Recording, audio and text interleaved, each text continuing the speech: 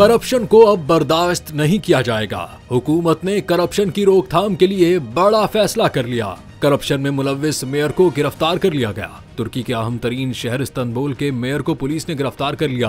गैर मुल्की मीडिया के मुताबिक मेयर इस्तांबुल अकरम इमाम ओगलो को गिरफ्तार कर लिया गया। उन पर करप्शन के इल्जामात के तहत मुतअद्दिद मुकदमात दर्ज हैं। इससे पहले इस्तांबुल यूनिवर्सिटी ने मेयर की डिग्री भी जाली करार दी थी। रिपोर्ट के मुताबिक अकरम इमाम ओगलो अपोजिशन जमात रिपब्लिकन पीपल्स पार्टी के मुमकिना सदारती उम्मीदवार हैं और उन्हें सदर उर्दुवान के मुतबादिल के तौर पर देखा जा रहा है। सदारती उम्मीदवार के लिए यूनिवर्सिटी डिग्री की शर्त पूरी करना होगी। रिपोर्ट में बताया गया है कि मेयर की गिरफ्तारी के खिलाफ इस्तांबुल में शहरियों ने एहतजाज किया और अकरम इमाम की फौरी रिहाई का मुतालबा किया।